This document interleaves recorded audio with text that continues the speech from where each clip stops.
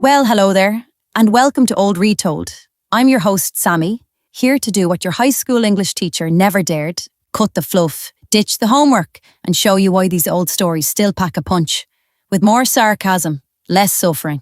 This is Old Retold, where dusty classics get dragged out of the attic, shaken free of mothballs, and given a cheeky once-over. Hans Christian Andersen. You know the name, don't you? Danish fella, born in 1805, son of a washerwoman and a shoemaker. He gave us some of the most famous fairy tales in the world. The Little Mermaid, the Snow Queen, the Little Match Girl. But here's the thing now. The versions most of us grew up with, they're not really his at all. They've been glossed, polished, sugar-dipped till they're safe for bedtime, or a Disney sing-song. Andersen didn't write sugar. He wrote about vanity and pain and sacrifice. His stories have bite, and he meant them to. Think you know Andersen? Nah, you don't. Not till you've met him without the gloss. In this Old Retold podcast, we'll meet him through one of his sharpest tales. People think they know the red shoes. They picture a graceful ballet, a girl twirling herself dizzy for art and love, or they remember it as a polite little lesson. Don't be vain, keep your colours quiet on Sunday, mind your manners, and you'll be fine. That's the watered-down version, trimmed to fit a nursery. Andersen's tale isn't neat, it's sharp. It's a story about vanity so loud, it drowns out duty, and about what steps in when vanity won't hush. A quick word before we begin. Andersen's originals aren't the softened versions you might know. They can be dark, even brutal at times. And this one's a wee bit on the grim side. So no, it's not a bedtime story for the little ones. What you'll hear is the tale as Andersen wrote it, with just a touch of seasoning from yours truly. Karen was her name. She was only about 10 or 11, young enough to be overlooked, old enough to already hunger for notice. She began with nothing, bare feet on stony lanes in summer, rags stiff with frost in winter. Sometimes a neighbour lent her clogs, thick wooden things that clattered and made her feel stared at anyway. She learned early to hold her chin up like armour. And beneath the chin, a thought lived. She would say with vanity, "I am meant for better than this. I am meant to be admired." It was her feet that gave her away. Always bare, always red from cold. The cobbler's wife noticed them often and, at last, took pity. She stitched a pair of shoes from scraps of red cloth. Crooked, yes, but red like berries after rain. Karen took them as if she'd been offered a crown. Not long after, her mother died. On the day of the funeral, Karen tied the shoes tight, smoothed the cloth with her palms, and thought, "They'll look. Let them. None of those girls has anything this bright." She walked behind the coffin with scarlet at her feet and conceit in her eyes. The bell tolled, the priest spoke of heaven, but Karen barely heard a word. Her thoughts were not on her mother, lying still in the box ahead, but on the red shoes at her own feet. How bright they looked against the black of mourning. People whispered, "Shameless, red shoes at her mother's funeral. What a vain little thing." Honestly, between you and me, listener, they're not wrong. If you're checking your outfit at a funeral, you've missed the point entirely. After the funeral, her luck turned. A wealthy old lady, childless and nearly blind, saw the proud scrap of a girl and took her away in a carriage with curtains. The house she entered had floors so polished they threw back a reflection that did not blink. She was scrubbed pink, combed smooth, dressed in linen that whispered when she moved. The servants smiled, the old lady tutted fondly, and Karen stood at the mirror, tilting her head. "Not thank you for saving me, but this is how I was meant to look." She practiced a small smile for the hallways, the kind that said without a word, "Yes, I know I'm beautiful." The years in that house passed quietly, and Karen grew. By the time of her confirmation, she was about 15, no longer the barefoot child, but not yet a woman. What never changed was the mirror. Her eyes still sought it, her vanity still bloomed in its glass. Through it all, her guardian loved her. When Karen's confirmation day arrived, the old lady's heart swelled with pride.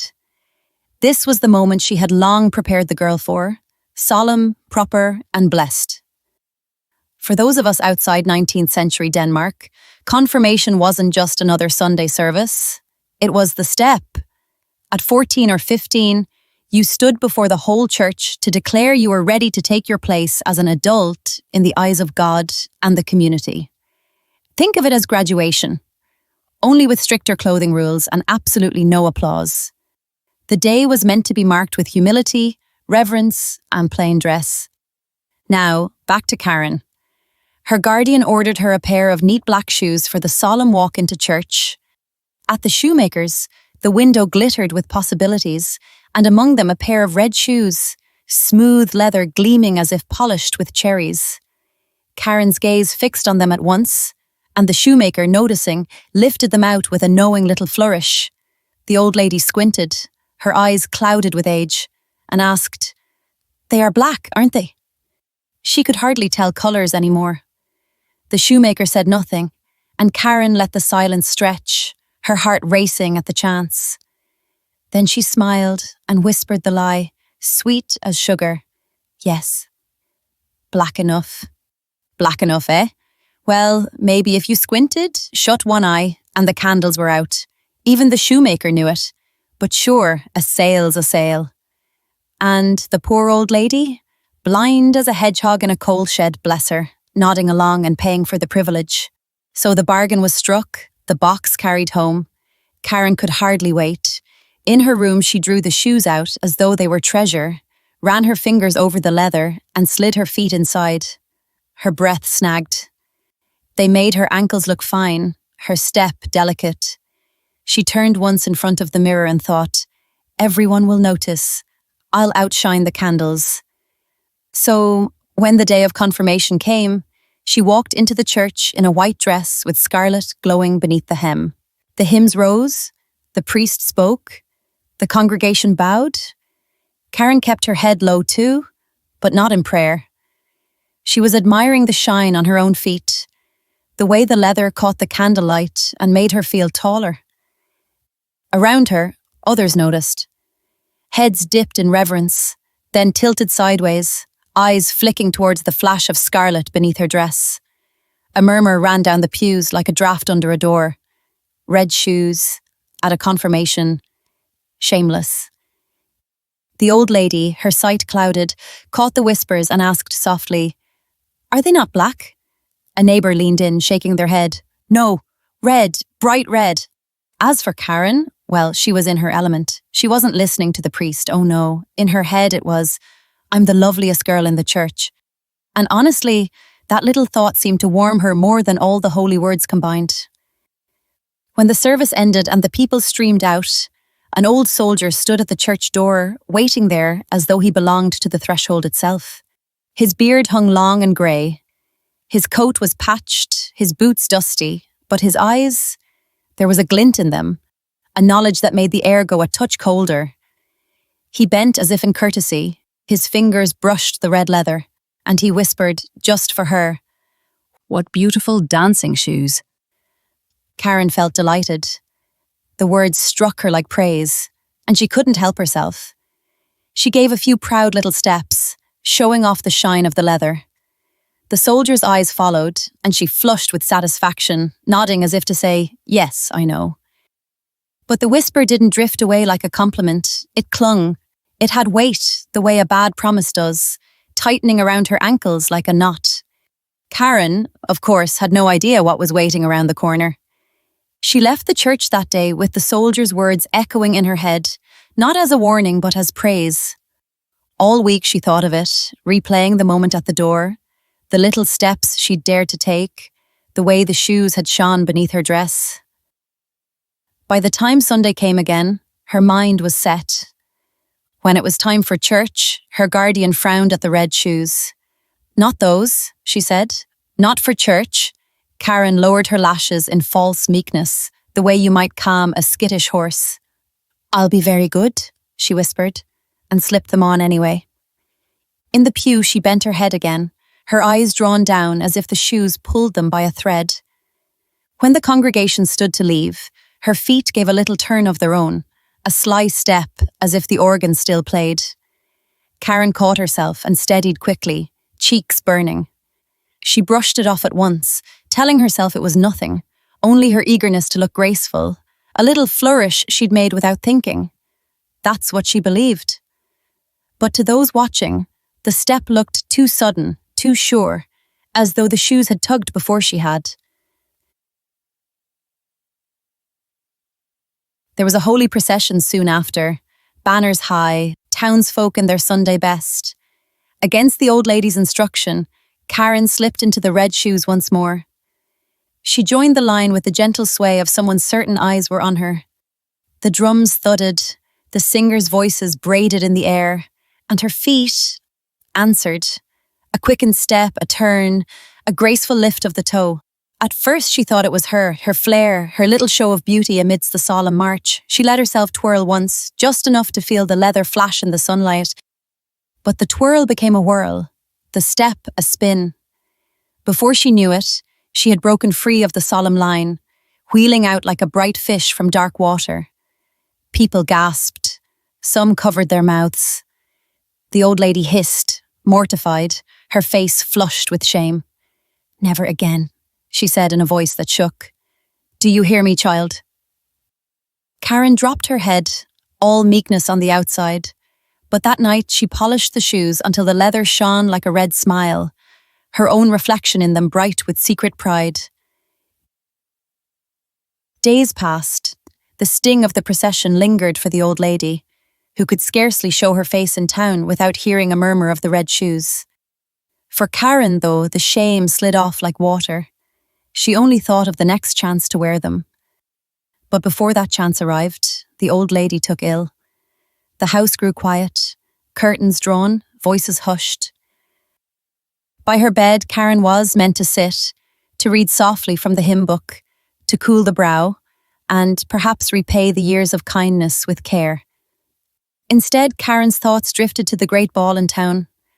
As evening fell and the air filled with the scent of wax and music, she slipped the shoes from their box.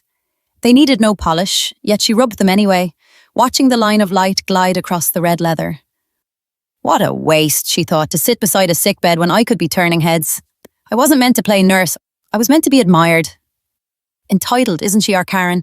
I mean, most orphans would count themselves lucky just to have a roof and a bed, but not Karen. No, for her, a dying guardian was just an inconvenience between her and the spotlight. The old lady slept while Karen slipped away.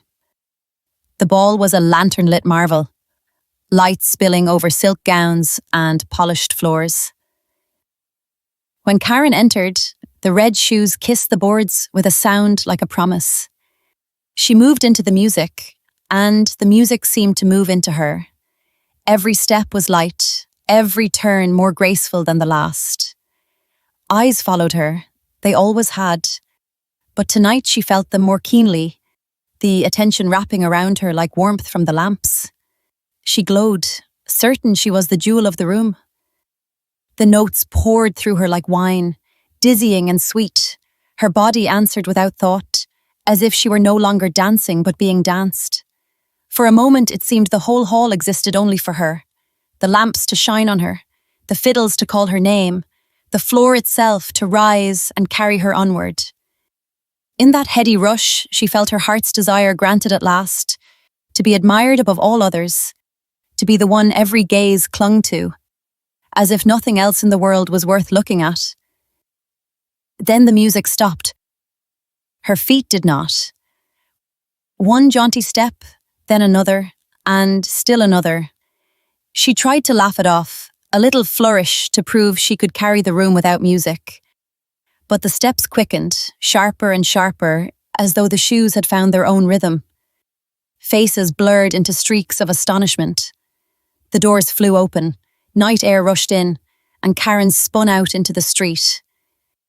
The night wind struck her cheek. "Stop!" she cried, at first half in laughter, as if she could still make it look like a trick, but the shoes carried her on, faster and faster, out into the street. "Stop!" she cried again, and this time the laugh was gone. The word cracked in the air as the square opened before her, cobbles bruising her feet, windows flashing with startled faces that vanished like fish in dark water. Night climbed into day. Day tumbled back into night. Still she danced. Across fields where the dew clung heavy to the grass, through lanes where hens scattered and scolded at her passing, past hedges that tore her gown to ribbons. Her hair flew wild, her face streaked with sweat and dust, and always the red shoes flashed beneath her, bright as a wicked joke. In the blue light before dawn, she saw a church. The sight struck her like hope, and she lurched toward it with a sob that felt as though it might save her. The doors stood wide, but at the very threshold the shoes betrayed her. They turned her body as if she were a broom in a cruel hand, and swept her back down the steps, spinning her away from the holy place. She cried out, a word torn raw from her throat, but it cracked uselessly in the air. The shoes had the soldier's whisper in them, and his whisper had teeth. Through villages she passed, and the people saw. Some stared from windows, some ran to their doors at the sound of her stumbling steps. A few crossed themselves, pale with fear. Others made to reach out, then drew their hands back as if the air itself burned. Once Karen flung herself toward a woman at a gate, her voice breaking, "Help me!" But the woman stepped aside, white as milk, and Karen spun on, always on. At last, past the fields, and the last hedge, and the beginning of the wood, she stumbled upon a cottage. Over its low door swung a sign, an axe and a block painted stark against the weathered board. It was as if the forest itself had dragged her here by the scruff, delivering her to judgment. She hammered on the door, each blow in time with the frantic rhythm the shoes beat against the ground. The door opened. The man who filled it had shoulders like doorposts, and an expression carved from years of grim duty. The executioner. "Please chop off my feet," Karen uttered with exhaustion. "The red shoes will not let me be still." He looked at her long, and his voice came low. "That I cannot do, not unless you truly repent, for you may yet turn back at the last." And that was the point, wasn't it? Repentance. Without it, the axe would be useless. You could cut off the feet, but not the vanity that walked in them. A bit drastic though, isn't it? These days you'd think of therapy, or at least a hard talk about self-control. But in that time, the cure for vanity wasn't a lecture. "I do repent," she said humbly. He took her inside, laid her on the bench, and said, "Then you shall have it. I will cut off your feet with the red shoes." Karen turned her face aside and bit the inside of her cheek until she tasted iron. The shoes stamped and jerked as if they knew what was coming. Even as he gripped her ankle steady, he raised the axe, one blow, then another. In the silence that followed came the most ghastly kind of dancing. The red shoes, with the feet still inside, sprang to the floor and spun across the boards. They pirouetted like wicked birds and skipped out the open door, vanishing into the dark. The executioner bound the stumps in cloth and in time fashioned wooden feet for her, and a crutch smoothed by his own hand. "Walk humbly," he said. And that was both a punishment and a blessing. She learned to move with humility, her wooden feet tapping softly, her crutch steadying each careful step. Each sound was a reminder. Not the light, clever patter of the red shoes, but the measured beat of penance. She had no home to go back to. Her benefactress was dead. The old lady who had raised her, who had once ordered sensible black shoes and tried to steer her toward propriety, was gone. Karen could never kneel at her bedside and ask forgiveness. That chance was lost. And so, with nowhere else to turn, she went to the parsonage, which is the minister's house, standing close by the church, and asked for work. She did not ask for comfort or honour there. She did not tilt her chin or lower her lashes to charm. Instead, she spoke simply, "I can scrub. I can carry water. I can read aloud when your eyes grow tired." The parson's wife looked at her and saw not a proud girl with polished shoes, but a broken one asking for a place. They took her in. So Karen began a new life in the minister's household. It was plain, hard work, Bent backs, rough hands, little praise. She scrubbed floors, fetched water from the well, washed linen until her arms ached. At night she read from the Bible or the hymn book when the parson's eyes grew weary. She no longer polished herself for admiration. She polished kettles, tables, windows, ordinary things that shone without vanity. Still, the memory of the red shoes clung to her. When Sunday came, she longed for church, to kneel where the others knelt and hear the words spoken aloud. She tried once. Heart thudding, she hobbled on her wooden feet to the church door. But there, on the very stone threshold, she saw them. The red shoes, her own severed feet still inside, dancing as if with a will of their own. The sight struck terror through her. Every nerve shuddered. She turned and fled, the crutch clattering against the stones, her shawl falling from her shoulders. After that, she did not try again. She prayed where she was, at the kitchen table, by the window when evening light stretched across the sill.